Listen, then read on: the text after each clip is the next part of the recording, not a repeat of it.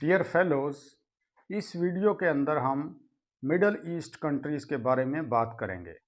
Middle east countries कौन कौन से हैं, उनके कैपिटल्स कौन कौन से हैं और उनके हवाले से जो इम्पॉर्टेंट बार बार मोस्ट रिपीटेड MCQs हैं, उनको हम यहाँ पे डिस्कस करेंगे।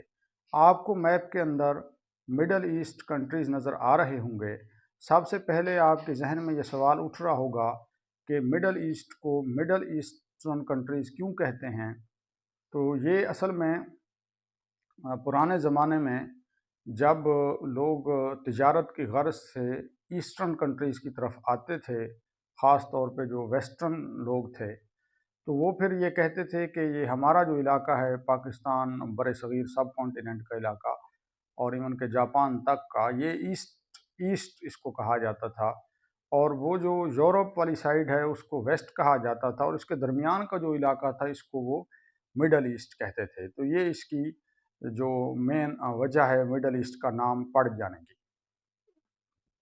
लेकिन अब इसकी जो है वो मुख्तलिफ हवाले से बहुत अहमियत है और अगर हम हिस्टोरिकली देखें तो तमाम जो इब्राहिमिक रिलीजन्स हैं वो भी यहीं से उन्होंने जन्म लिया। और ओल्डेस्ट सिविलाइजेशन इजिप्ट की जो सिविलाइजेशन है या इराक की जो है मेसोपोटामिया की सिविलाइजेशन, उन्होंने भी यहीं से जो है वो उन्होंने जन्म लिया। और इस्लाम में तो इसकी बहुत ज़्यादा सिग्निफिकेंस है क्योंकि बहुत सारे हिस्टोरिकल वाक़यात जो हैं वो यहीं से उन्होंने नुक्ता आगाज़ यही मिडल ईस्ट है। तो खैर ये तो हम आगे मुख्तलिफ वीडियोज़ में करते रहेंगे। आज के दिन हम इन कंट्रीज़ के बारे में बात करेंगे। तो देखते हैं जी, मिडल ईस्ट कंट्रीज़ में जो टर्की से हम शुरू करते हैं तो इसका जो कैपिटल है वो अंकारा है और इसका नाम 2021 के अंदर तुर्कीये रखा गया था।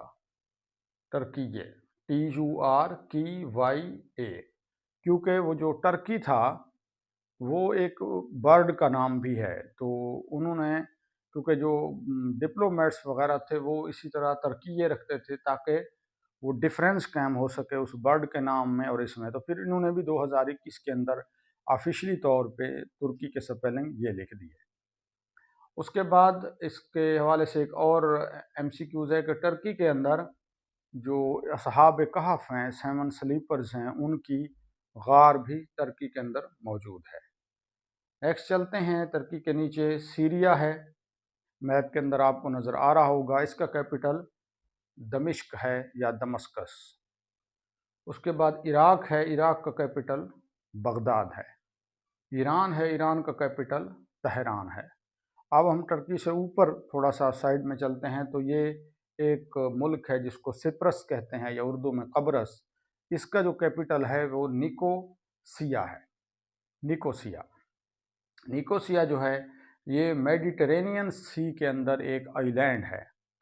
ठीक है, अब ये जो मेडिटेरेनियन सी है ये हम आगे नेक्स्ट एंड पे वीडियो के एंड में बताएंगे कि एक पीछे हमने एक पढ़ा था कैस्पियन सी, उससे थोड़ा सा आगे ब्लैक सी है, फिर इधर मेडिटेरेनियन सी है और फिर इधर रेड सी और उधर अटलांटिक ओशन है। खैर, तो ये आइलैंड है मेडिटेरेनियन सी के अंदर। मैप के अंदर भी आप देख सकते हैं मेडिटेरेनियन सी। और फिर टर्किश सिप्रस वार जो थी, क्योंकि ये टर्की और सिप्रस का जो है वो आपस में कन्फ्लिक्ट चलता रहता है, ये हुई थी जुलाई 20 1974 से अगस्त 18 1974 तक। तो जुलाई 20 1974 से लेकर अगस्त 18 1974 तक ये जारी रही और टर्की ने सिप्रस के 3% हिस्से पर कब्ज़ा कर लिया। उसके बाद लेबनान है, इसका जो है वो कैपिटल बैरूत है। ये काफ़ी यहाँ पे जानवर भी होते हैं और ज़मीन भी ज़रख़ेज़ है, तो इस वजह से इसको land of milk and honey भी कहा जाता है। हनी क्यों कहते हैं? क्योंकि वहाँ पे मीठे मीठे फ्रूट्स होते हैं, ये अंगूर वगैरह और खजूरें वगैरह, और जो मिल्क इस वजह से वहाँ पे जानवर हैं। इसके अलावा इसको पर्ल ऑफ मिडल ईस्ट या स्विट्ज़रलैंड ऑफ मिडल ईस्ट भी कहा जाता है, क्योंकि लोग यहाँ पे सैर वगैरह भी करने जाते हैं। उसके बाद इसराइल को देखते हैं तो इसराइल का जो दावा करता है इसराइल, वो कहता है कि मेरा कैपिटल यरूशलेम है। और इसी तरह फ़लस्तीन भी दावा करता है कि मेरा कैपिटल ईस्ट यरूशलेम है। लेकिन जो इंटरनेशनली रिकग्नाइज्ड कैपिटल है वो इसराइल का है तल अबीब। ٹھیک ہے، تل اویو۔ اور جو پیلسٹائن ہے اس کا جو اسی طرح پروکلیمڈ کیپٹل جروشلم ہے، لیکن عارضی طور پر جو ایڈمنسٹریٹو سینٹر ہے وہ رام اللہ ہے۔ اور غزہ جو ہے وہ اس کا کیپٹل یاد رکھے نہیں ہے، وہ لارجسٹ سٹی ہے، اور غزہ سٹرپ جو ہے وہ جغرافیکل لوکیشن ہے جس کے اندر غزہ سٹی واقع ہے۔ اس کے علاوہ اگر ہم بات کریں تو بڑے مشہور قسم کے انبیاء کرام ہیں جن کی قبریں جو ہیں وہ جروشلم کے اندر ہیں، حضرت ابراہیم علیہ السلام کی، حضرت اسحاق علیہ السلام کی، حضرت یعقوب علیہ السلام کی، حضرت یوسف علیہ السلام کی، اور حضرت داؤد علیہ السلام کی، اور ایون کے کچھ کہتے ہیں کہ حضرت سلیمان علیہ السلام کی قبر بھی واقع ہے۔ ظاہر جودیزم اور عیسائیت اور اسلام کی مختلف جو ہیں وہ ان کی روایات ہیں، اور ہر مذہب کے حوالے سے اپنے اپنے ہیں، لیکن اسلام کے اندر حضرت ابراہیم، حضرت اسحاق، حضرت یعقوب، حضرت یوسف، حضرت داؤد علیہ السلام کی قبر وہاں پہ واقع ہے۔ اور جوردان اردن ہے، یہ اس سے نیچے واقع ہے، اس کا کیپٹل ہے عمان، اور یہاں پہ حضرت نوح علیہ السلام کی قبر واقع ہے۔ اب ہم چلتے ہیں دوسری سائڈ پہ، تو عراق کے نیچے آتے ہیں کویت سٹی، تو اس کا کویت کنٹری ہے اور کویت سٹی جو ہے وہ اس کا کیپٹل ہے۔